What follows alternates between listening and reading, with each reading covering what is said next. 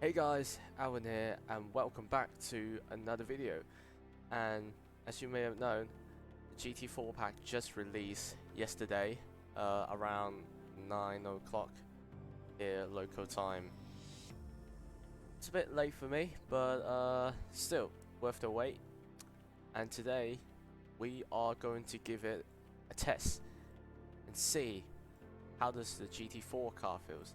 Now I've done bit of test driving yesterday for about an hour or so, and quickly picked up a kind of a go-to car for me for now, and I feel like the Porsche is the one to go for me.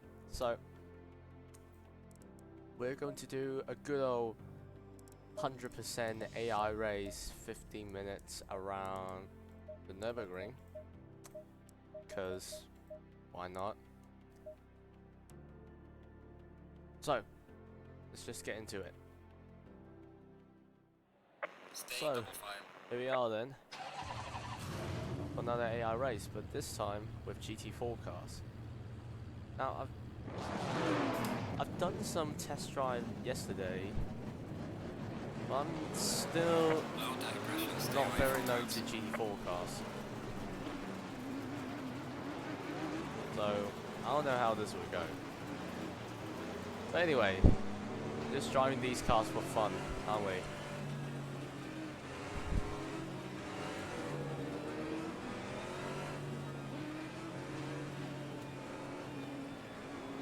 Car on the right. And they're already starting the race here. And we're getting a good start.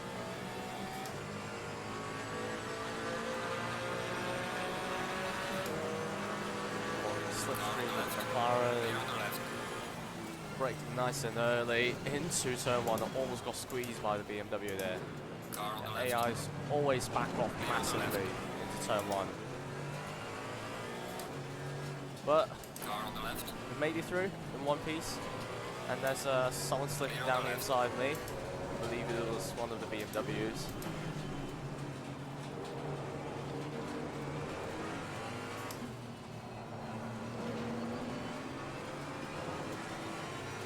So we're through the start phase on one piece, and first thing that I have to say is that I don't know is this a thing or not, but I feel like it's easier to do the first starting lap in a race in a GT4 car. In a GT3 car you'll be nervous on the controls because the car have much more power and it's lighter. GT4 cars, because you don't get much power, you don't have to nurse the throttle like you do in GT3 cars, which is a good thing. Now we're getting closer to another Porsche here. Clear on the left. Round the outside. Clear on the left. Car on the left. Get out of the way. Clear on the left.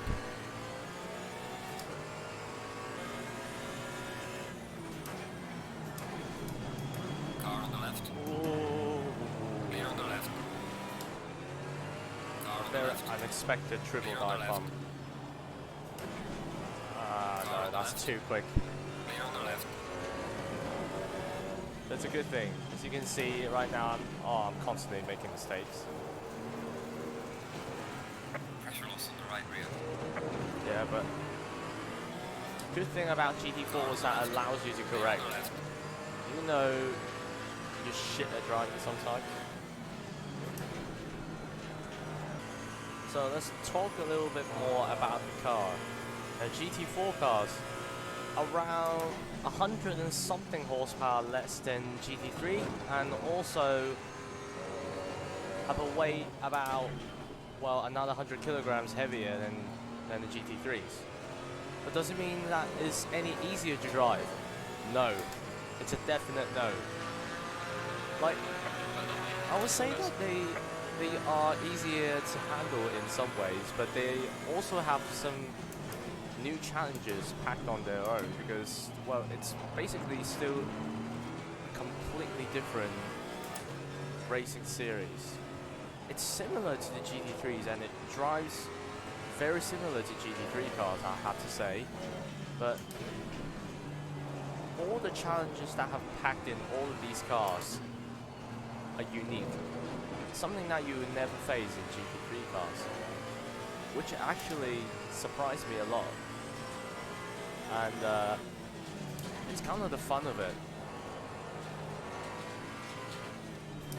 And they may seem slower, they may seem easier to drive, and you will feel like they are at first, but soon you realize that you actually need a set of skills to be fast in these things. And actually right now I'm driving like a kind of I feel like more moderate GT4 cars, the Cayman, and there's a bunch of GT4 cars that I think they're even more challenging than this thing. It's just, I chose the Porsche simply just because this thing feels moderate. Basically doing what I'm telling it to do. But like there's other cars, like for example the Alpine, which is super nimble in the corners. Steering response is just incomparable. Other cars just can't match that kind of steering response, and I actually thought about going for the Alpine at first, but sadly it's just too slow on the straights. And then I've driven the massive Camaro, which is floaty as hell, but it turns, and it's doing what you're telling it to do. It's just slightly floaty, and I'm surprised by how well the gearbox is reacting on the Camaro GT4, which is a bonus on that car. And that's the Aston Martin feeling very consistent through basically all types of corner. They're all very unique, like the GT3s. It's just, think about it as a completely different racing series, but yet they have lots of things in common, which is something that I'm very happy about.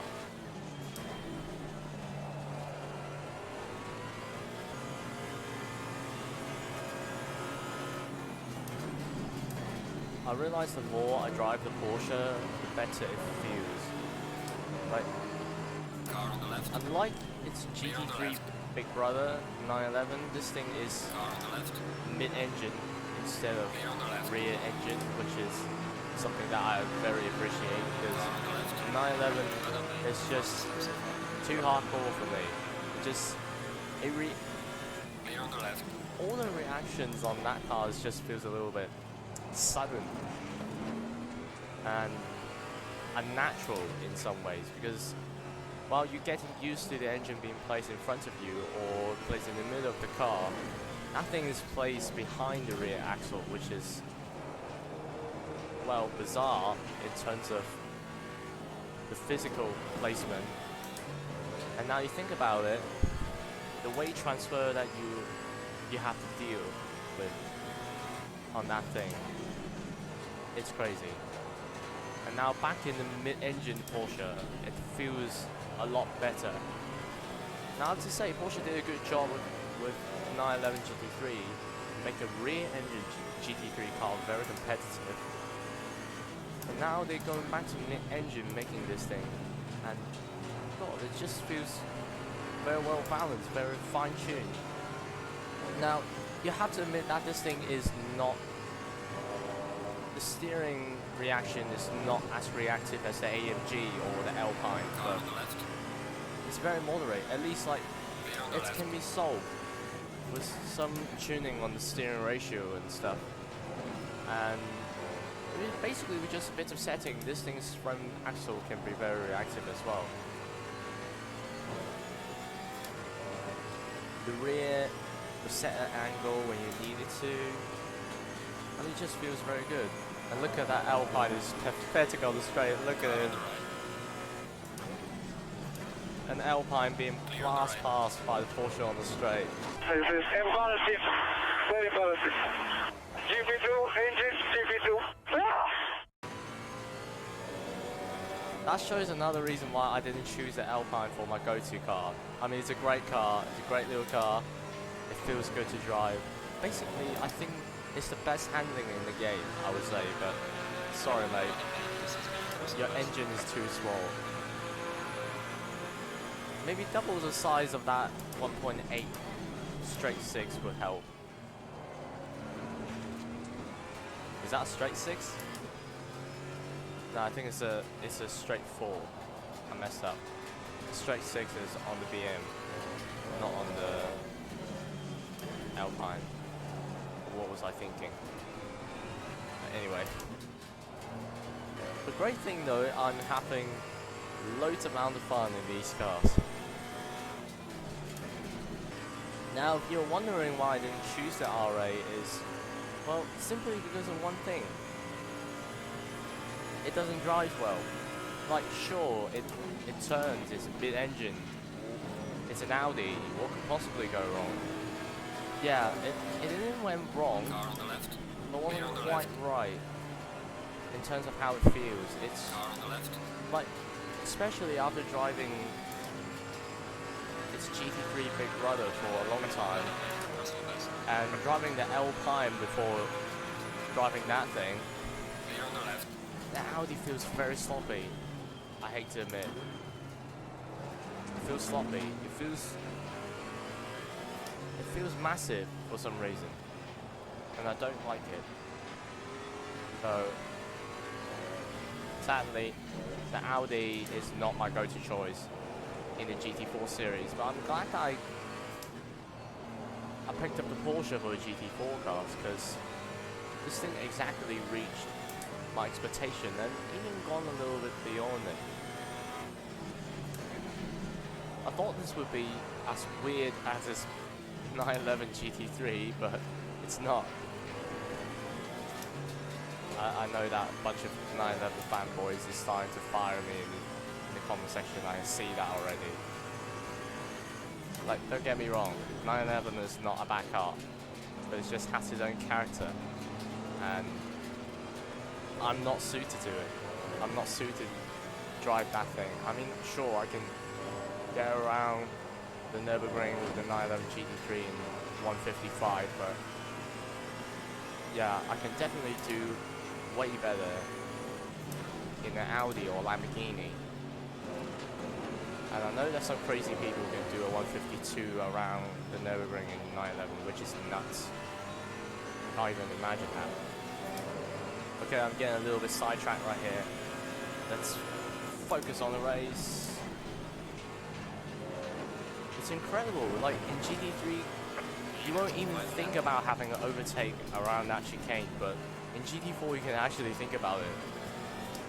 Actually, I have to give it a shot, and I just overtake an Alpine around that chicane, which is magnificent.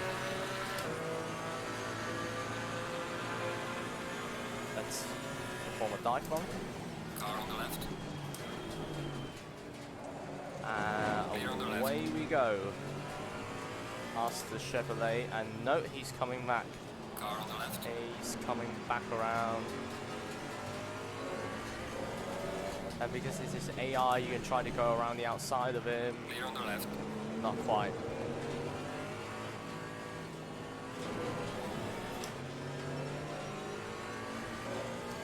Come on, at least get past that Camaro before the race is done. Like, I want that point. Car on the left. Clear on the left.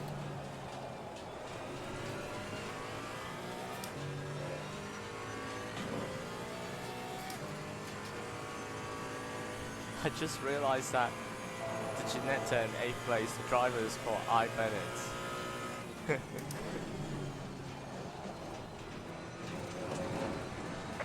You know what that means if you play guitar. I just found that interesting. It's nothing racing related. Anyway, we crossed the line. 10th place. Second flag. Good job. Starting Did the from best you 30. can. Now bring the car back. Not bad. That's normally what I do in GT3 cars. That means not bad, but I'm quite sure there's a lot of a lots of room for improvement in terms of pace, lap times, or whatever. Because these GT4 cars definitely feels like it has more potential than I'm pushing it right now.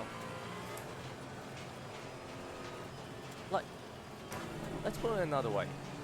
They are easier to drive, but on the other hand, that makes you feel comfortable in these things, and the limit of these things become even wider. It's less about the car and more about the driver now on GT4, and which is why GT4 races are sometimes even more exciting than GT3 races. Now, if you ask me, am I having fun with this GT4 pack? Yes, apparently I am, and I'm enjoying it very much. Since I've been enjoying it since the first hour I've been picking up this deluxe pack, which is something that I'm very happy about. And if you ask me, is this GT4 pack worth that 20 euros or 148 Hong Kong dollars if you were in Hong Kong? Is it worth the price? I'll let you two decide. Really, it depends on whether you enjoy this racing atmosphere or not. But I'll probably say if you did pick up ACC and enjoy driving all the GT3 cars and racing, you definitely love this. So I guess that's it for the video then. That's my first impression on the GT4 Deluxe. Well, not so first impression if you ask me, because I did cheeky an hour and a half test drive before making this video. But anyway, I still hope you enjoy that, and if you did, make sure that you leave a thumbs up, and if you do want to see more of my content, then make sure to subscribe to my channel. So thanks for watching, guys. I'll see you in my next video. Take care. Goodbye.